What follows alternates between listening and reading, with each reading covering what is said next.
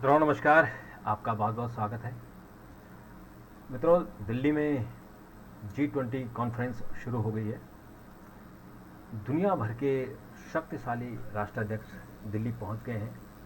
अमेरिकी राष्ट्रपति Joe Biden, Britain के प्रधानमंत्री ऋषि सुनक, जापानी प्रधानमंत्री, चीन के प्रधानमंत्री, फ्रांस के चांसलर और बहुत सारे लगभग 30 देशों के राष्ट्राध्यक्ष अब तक दिल्ली पहुंच चुके हैं। और 14 अंतर्राष्ट्रीय संस्थान जैसे IMF, वर्ल्ड बैंक, यूएनओ, इनके जो अध्यक्ष हैं वो दिल्ली पहुंच चुके हैं। तो ये मीटिंग शुरू हो जाएगी, 10 बजे से शुरू होगी और रात डिनर, राष्ट्रपति का डिनर होगा।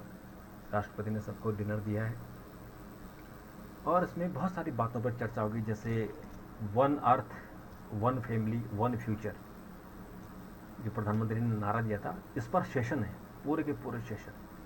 यानी मॉर्निंग सेशन वन अर्थ पर है, उसके बाद इवनिंग का सेशन वन फैमिली पर है, और फिर जो कल यानी 10 तारीख को ये वन फ्यूचर पर होगा और एक ज्वाइंट डिक्लेरेशन होगा।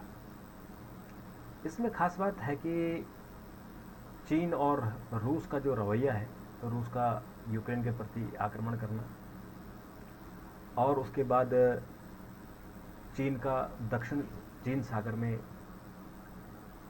कब्जा करना, इन सब मुद्दों पर चर्चा हुई। लेकिन भारत की कोशिश है कि बहुपक्षीय ये सम्मेलन हो और इसमें दो देशों के जो आपसी मन मुटाव है वो हावी न हो। तो इसके कारण जो बातें जो भी होंगी, लेकिन इसमें एक ज्वाइंट डिक्लेरेशन होगा तो वो दुनिया को एक तस्वीर दिखाएगा, जैसे कि बात चल रही है। और बात ये चल रही है कि भारत देश दुनिया का नेतृत्व करे, और इस वक्त जब पूरी दुनिया संकट में है, चाहे वो क्लाइमेट चेंज के कारण है, चाहे वो कोविड के कारण है, या जो आर्थिक मंदी छा रही है उसके कारण है, तो बहुत सारे मुद्दे हैं, उन पर देश इस पर राहत दिखाएगा। अब उसमें एक जो बात सामने आ रही है कि आज जो बाइडेन अमेरिका से आए, दिल्ली एयरपोर्ट उतरे और वहाँ से सीधे सीधे वो प्रधानमंत्री से मिलने के लिए उनके निवास पर जा पहुँचे। और वहाँ दोनों देशों के बीच में एक मीटिंग हुई। उस मीटिंग के बाद एक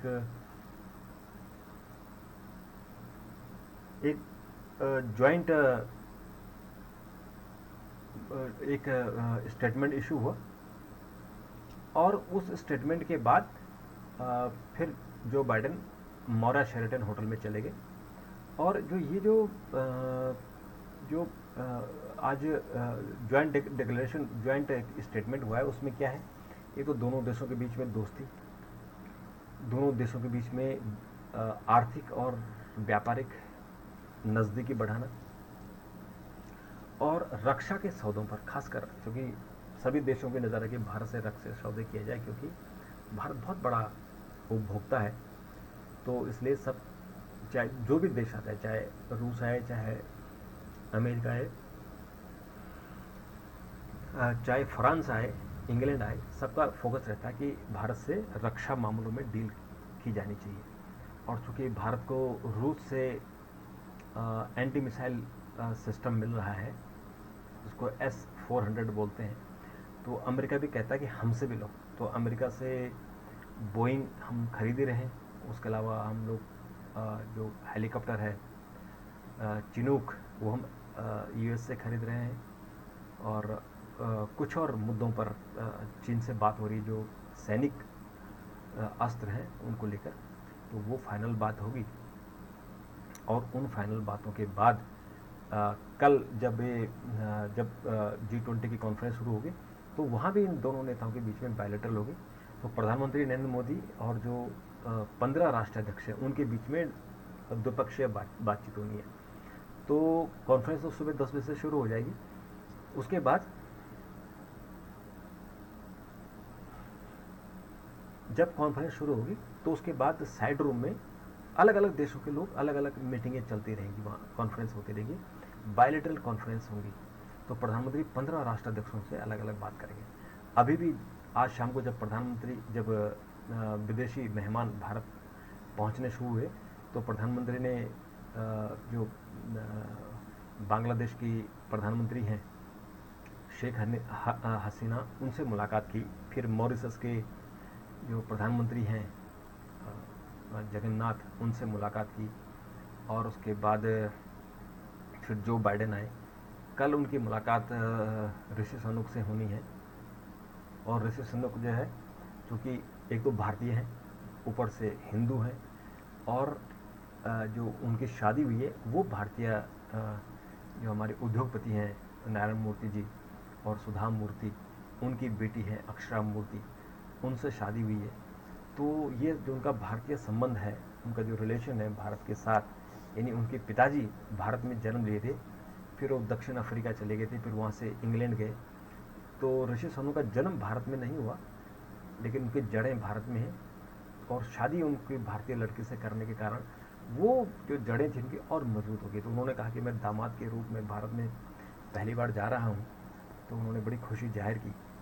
और उन्होंने जो क्लाइमेट चेंज को लेकर वो चिंता व्यक्त कर रहे हैं, उन्होंने जो यूक्रेन वॉर है, जो रूस आक्रमण कर रहा है, उस पर उन्होंने बड़ी चिंता व्यक्त की। तो उस पर जब कल कॉन्फ्रेंस शुरू होगी तो उस पर ज़रूर निश्चित तौर पर बातचीत होगी, और उस बातचीत के आधार पर कुछ न कुछ निकलेगा। और उसके बाद फिर 10 तारीख को डिक्लेरेशन होगा, तो फिर उसमें फिर हम चर्चा करेंगे। तो मित्रों, अभी तो ये जो मामला है, तो इस मामले को हम अब इसको जो दुनिया भर के जो नेता पहुँचे हैं उनमें बहुत, जैसे मैंने कहा कि करीबन 30 नेता हैं। और ये जो कार्यक्रम होगा, जो संभावित कार्यक्रम है, वो सुबह से करीबन 10 बजे से शुरू हो जाएगा, और अनेक बातें हैं जिन पर चर्चा होनी है। और मित्रों, उसके अलावा आज प्रधानमंत्री ने अपनी डीपी बदल दी है, और डीपी में उन्होंने G20 का जो पोस्टर है वो लगा दिया है। और उसके बाद आज जो शेरपा की मीटिंग हुई थी, तो शेरपा ने कह दिया है कि जो भी डिक्लेरेशन होगा, उन्होंने कहा कि डिक्लेरेशन जो होने वाला है वो लगभग तैयार है, और उसको हम अब फाइनल रूप देने वाले हैं। और जब ये दो दिनों की बैठक होगी और इसमें जो लीडर्स आपस में चर्चा करेंगे, उस चर्चा के बाद ये डिक्लेरेशन घोषित हो जाएगा। और उन्होंने बड़ी उम्मीद जताई कि इस डिक्लेरेशन में बहुत सारी बातें ऐसी होंगी जो देश की, भारत की पहचान बनाने वाली है, भारत का नेतृत्व करने की तरफ ही इशारा करेगा। तो मित्रों, इस पर जो और कुछ बातें होंगी वो भी हम करेंगे। और उसके अलावा मित्रों, आज एक और बड़ी खबर है दिल्ली में कि जो इंडिया और एनडीए गठबंधन है, यानी भाजपा का गठबंधन और कांग्रेस का गठबंधन, तो कांग्रेस का गठबंधन जो समाजवादी पार्टी है, उसने आज उत्तर प्रदेश की घोषित सीट जीत ली है, और ये 42,000 वोटों से जीती है। ये सीट बहुत इंपॉर्टेंट है, क्योंकि जो दारा सिंह है वो पहले इस सीट से चुनाव जीते थे। वो पहले बसपा में थे, बसपा बीएसपी, और उसके बाद वो समाजवादी पार्टी गए थे, वहाँ से भी जीते। और बीजेपी आए तो बीजेपी उन्होंने रिजाइन करके फिर बीजेपी से चुनाव लड़ा, और यहाँ मुख्यमंत्री योगी आदित्यनाथ और डिप्टी सीएम और तमाम लोगों ने यहाँ खूब रैलियाँ की। उसके बावजूद दारा सिंह हार गए, यानी लोगों का गुस्सा उन्होंने उतरा कि वो बार बार दल बदल कर रहे हैं, और दल बदल करने के बाद उनको कोई ना कोई पार्टी टिकट दे देती है। तो एक गुस्से में लोगों ने उनके खिलाफ वोट डाला, और अब उसके बाद कांग्रेस और जो समाजवादी पार्टी है, जो एनडीए के घटक दल हैं, वो सब इसको अपनी जीत मान रहे हैं, और कह रहे हैं कि ये एक इंडिकेशन है ये 2024 के चुनाव के लिए, कि हम इसको इस चुनाव में प्रधानमंत्री मोदी को हराएंगे। तो खैर, हारना जीतना तो बात की बात है, लेकिन ये एक आज एनडीए ने अपनी ताकत दिखाई है, इंडिया ने, तो उस इंडिया को उसका प्रतिफल भी मिला है। एक तो यहाँ जीते, एक केरल में जीते, केरल में कांग्रेस जीती है, झारखंड मुक्ति मोर्चा जीती है, पश्चिम बंगाल में तृणमूल कांग्रेस जीती है, और उत्तराखंड में एक बीजेपी जीती है। वो बीजेपी की सीट थी, लेकिन वो भी केवल 2800 वोट से जीती है। अगर वहाँ भी अगर एनडीए एकजुट रहता तो शायद वो सीट भी एनडीए को मिल जाती। तो वहाँ न जाने क्यों नहीं इनकी सहमति हो पाई है, अदरवाइज़ बीजेपी फंस जाती है इसमें। तो मित्रों, अभी के लिए इतना, फिर आपसे मुलाकात करते हैं। तब तक के लिए नमस्कार, थैंक यू, धन्यवाद।